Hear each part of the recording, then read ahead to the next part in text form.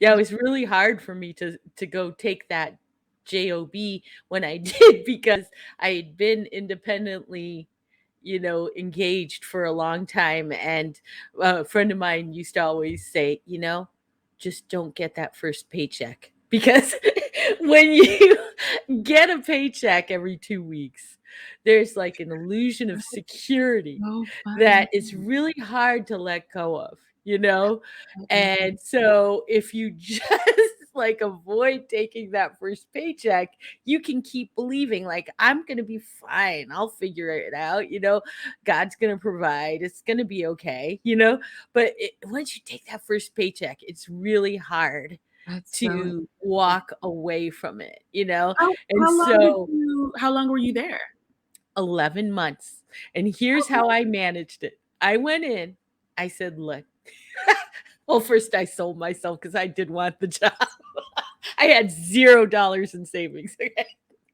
But then I said, after they offered it to me, I said, I'm going to be here about a year because I have a project I need to get back to, which was Hopeful Tribe, right? Because I felt like if I said that from the beginning, not Yeah. only would it frame that in my brain, but that way they couldn't cry later on and try to pull Really. me, because I've had that happen in nonprofits. I try to leave and they're like, oh, wait, one more thing, Yeah. hey, Sue, how about this position? Like, Yeah. oh my God.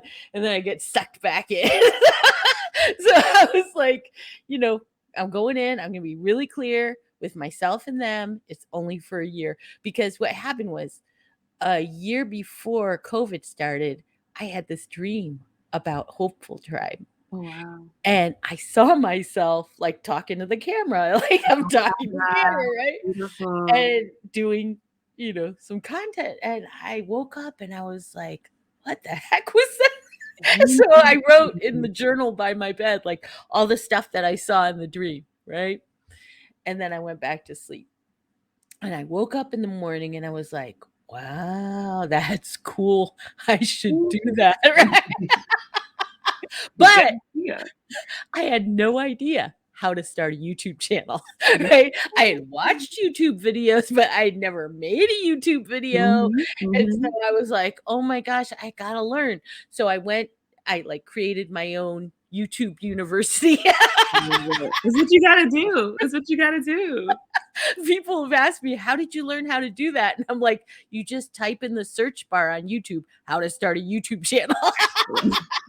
Exactly. 1,000,001 videos are gonna come up, believe me. Literally. Literally, everything you need to know already exists. Yeah, even down to the most minute detail, like how to attach your Canon M50 to StreamYard. Like you can put in anything and I it'll should have be looked at on that. YouTube. I didn't realize I could. Well, I got a T5i. I feel like it might be a little bit too outdated, but it's good to know. Yeah, no, somebody will have a video. So True. it's It's it's I crazy. literally just Googled how to add markers. Someone asked me to start putting chapters in my videos. So I was like, YouTube, how do I add chapters to my See? video? There it was. It's all there. It's just like God. Like all you have to do is Literally ask, everything, and then everywhere. boom. Just waiting for you to There ask you a go, question. baby. That's what you wanted? Okay. Before So what is it? Before you even pray, it's been answered. So before you even had the question, the video, someone already made the video. They were just waiting for you to watch it. exactly. So I Mhm. took like a year putting myself through YouTube University. And then I got all my social media sites and I had to come up with a name, all that stuff, Mhm. and did all my infrastructure. Mhm. And then the pandemic started. Wow. And I was like, oh. And, I mean, I could have just taken the leap and done it, but that $0 in the savings Scary. account, that was stressful. I It's was like, I get it. I It's could scary. wait and see if the government's gonna help me, but that sounds too stressful. Mhm. It's real. It's I real. went and got a job because I know how Mhm. to do it, but I was scared that I was gonna Mhm. get sucked in and Mhm. not be able to leave because it's such an illusion. Like, Yeah. I have this check, it comes every 2 weeks. Yeah. And then I think that nonprofits, while most of them are problematic on so many levels. They hire some of the best people. Agreed.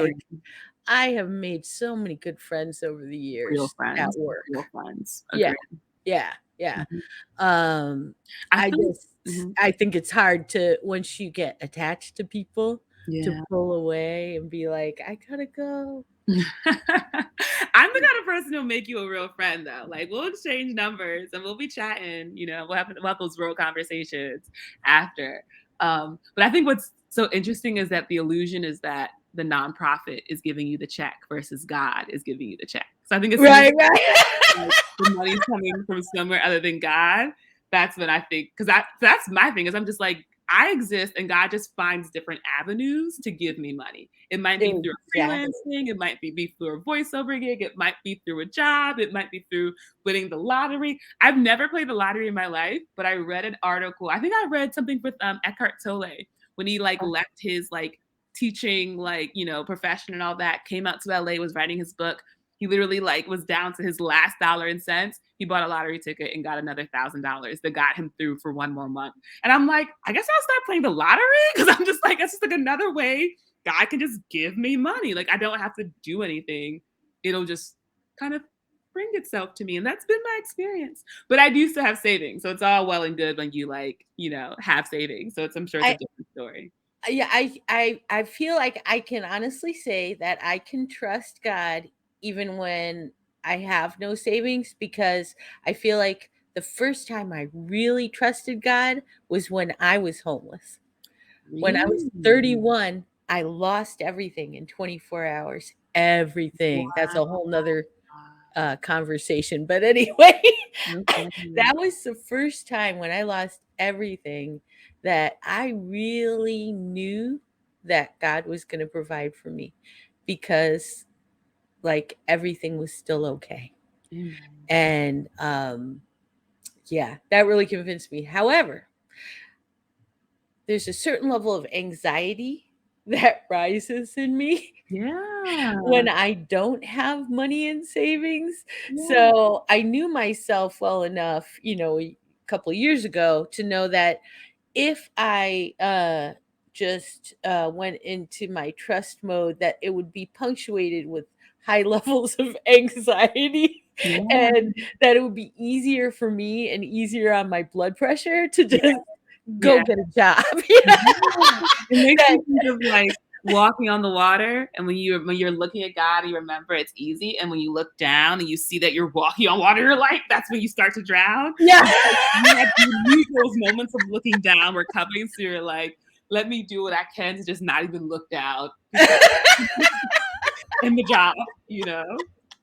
Well, and the beautiful thing is, because it was a job in healthcare during COVID, they gave us like hazard pay. So Nice. extra money that I wouldn't have had, you know, and I was able to rebuild my savings and then Beautiful. walk away 11 months later without being like having that lack of safety net.